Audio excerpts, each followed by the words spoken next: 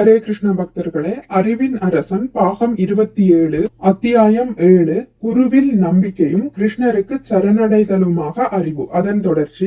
நாம் சரணடையக்கூடிய ஒருவரை தேர்ந்தெடுப்பது அவசியம். யாருமே யாருக்கும் சரணடைய விரும்புவதில்லைதான். நமக்கிருக்கும் கொஞ்ச நஞ்ச அறிவிலேயே நாம் ஆணவங்கொண்டு எனக்கு அறிவு தரக்கூடியவர் யார் உள்ளார் என்ற எண்ணம் கொண்டவர்களாக இருக்கிறோம். ஆன்மீக உணர்வடைய ஒரு குருவின் அவசியமே இல்லை என்று சிலர் கூறுகிறார்கள். ஆனால் வேத நூல்களை பொறுத்தவரை, மேலும் பகவத்கீதை, ஸ்ரீமத் பாகவதம் மற்றும் உபனிஷதங்களை பொறுத்தவரை குரு ஒருவரது தேவை நிச்சயம் என்றே கூறப்பட்டுள்ளது. இந்த ஜட உலகிலேயே கூட ஒருவன் இசை கற்க விரும்பினால் இசை கற்பிக்க கூடிய ஒரு இசை அறிஞனை அவன் தேட வேண்டும். ஒருவன் பொறியியல் கலைஞனாக விரும்பினால் பொறியியல் கல்லூரிக்கு சென்று பொறியியல் அறிவோரிடம் இருந்து அதை கற்றறிய வேண்டும். கடை வீதியில் புத்தகங்களை வாங்கி வீட்டில் உட்கார்ந்து படிப்பதனால் ஒருவன் மருத்துவனாகிவிட முடியாது. மருத்துவ கல்லூரியில் சேர்ந்து அத்தாட்சி பெற்ற மருத்துவர்களுக்கு கீழ் பயிற்சி பெற வேண்டும். புத்தகங்களை வாங்கி வீட்டில் படிப்பதால் எந்த ஒரு முக்கிய விஷயத்தையும் கற்பது சாத்தியமல்ல. புத்தகத்திலே காணப்படும் அறிவை எவ்வாறு உபயோகப்படுத்துவது என்பதை ஒருவர் நமக்கு காண்பிக்க வேண்டும். கடவுளை பற்றிய விஞ்ஞானத்தை பொறுத்தவரை முழுமுதற் கடவுளான ஸ்ரீ கிருஷ்ணரே சரணடையக்கூடிய ஒருவரிடம் செல்லுமாறு நமக்கு அறிவுரை கூறியிருக்கிறார். பகவத்கீதை மற்றும் பிற இறை உணர்வு நூல்களிலிருந்தும் அறிவுரை கொடுக்கும் தகுதி ஒருவருக்கு இருக்கிறதா என்று நாம் சோதனை செய்ய வேண்டியது அவசியம் என்பதே இதன் பொருள். மனம் போனபடி குருவை தேடுவது என்பதல்ல. விஷயத்தில் உண்மை ஞானம் உள்ள ஒருவரை கண்டடைவதில் நாம் மிக கவனமாக இருக்க வேண்டும்.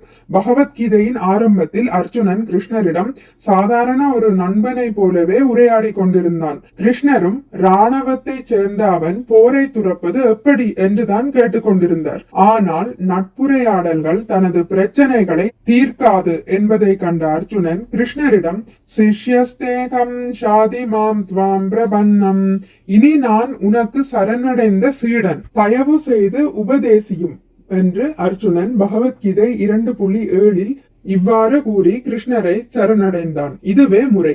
கண்மூடித்தனமாக நாம் சரணடைய வேண்டும் என்பதே இல்லை. ஆனால் நாம் அறிவுடன் ஆய்வு செய்யக்கூடியவர்களாக இருக்க வேண்டும். ஆராயாமல் முன்னேற முடியாது. பள்ளியில் ஆசிரியரிடம் கேள்விகள் கேட்டறிபவனே வழக்கமாக அறிவாளியான மாணவனாய் இருக்கின்றான்.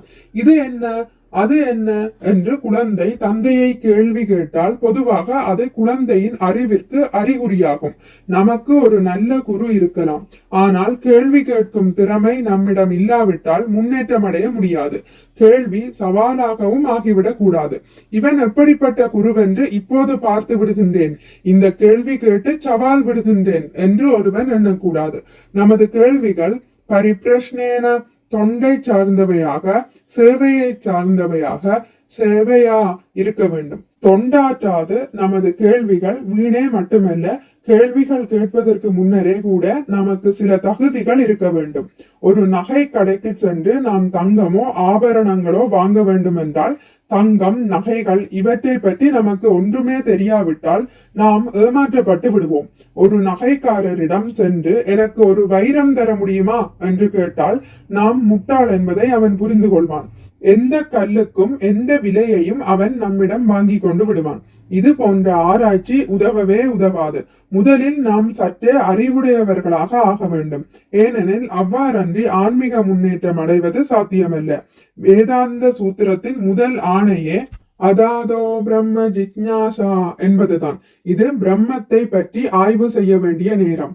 அதோ என்றால் அறிவு சான்றவன் அல்லது ஜடவாழ்வின் ஆதார வெறுப்புகளை உணரும் நிலையை அடைந்தவன், ஆய்வு செய்யும் சக்தி உடையவன் என்று பொருள்.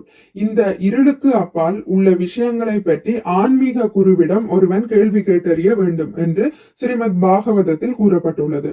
இந்த ஜட உலக இயற்கையில் இருள் நிறைந்ததே. நெருப்பால் இது செயற்கையாகவே ஒளியூட்டப்படுகிறது. இந்த அண்டத்திற்கு அப்பாற்பட்ட ஆன்மீக உலகங்களை பற்றியதாக நமது கேள்விகள் இருக்க வேண்டும். இந்த ஆன்மீக உலகங்களை பற்றி அறிய ஒருவன் ஆசைப்பட்டால் அவன் குருவை தேட வேண்டும். இல்லையேல் தேடுவதில் யாதொரு பயனும் இல்லை. பகவத்கீதையோ வேதாந்த சூத்திரத்தையோ ஜட முன்னேற்றத்திற்காக நான் கற்க விரும்பினால் குருவை கண்டுபிடிக்கும் அவசியம் இல்லைதான். முதலில் ஒருவன் பிரம்மத்தை அறிய விரும்ப வேண்டும். பிறகு பரிபூரண உண்மையை பற்றி பக்குவமாக அறிந்த ஒரு குருவை தேட வேண்டும். ஞானினஸ்தத்வ தர்சின, கிருஷ்ணரே பர தத்துவம், பரிபூரண உண்மை. பகவத்கீதை 7ஆம் அத்தியாயத்தில் கிருஷ்ணர் கூறுகிறார், மனுஷ்யானாம் சஹஸ்ரேஷு கஷ்டித் யததி சித்தயே யததாமபி சித்தானாம் கஷ்டின் மாம் வேதி தத்வதஹ. ஆயிரக்கணக்கான மனிதர்களில் பெரும்பாலும் ஒருவரே பக்குவமடைய முயற்சி செய்கிறார். அவ்வாறு பக்குவம் அடைந்தவர்களில் கூட என்னை உண்மையில் அறிந்தவர் ஒருவரை காண்பது கடினமே. பகவத்கீதை 7.3. ஹரே கிருஷ்ணா. இத்துடன் முடித்துக் கொள்கிறேன். இனி அடுத்த பதிவில் இதன் தொடர்ச்சி தொடரும். மிக்க நன்றி. ஹரே கிருஷ்ணா. உங்களுக்கு இந்த வீடியோ பிடித்திருந்தால் லைக் பண்ணுங்கள், ஷேர் பண்ணுங்கள், சப்ஸ்கிரைப் பண்ணுங்கள். நோட்டிபிகேஷன் பெல்லை அழுத்துவதன் மூலம் அடுத்த பதிவுகள் உங்களை வந்தடையும். பகவான் ஸ்ரீ கிருஷ்ணரை பற்றி கேட்டு மகிழ்வோம். ஹரே கிருஷ்ணா.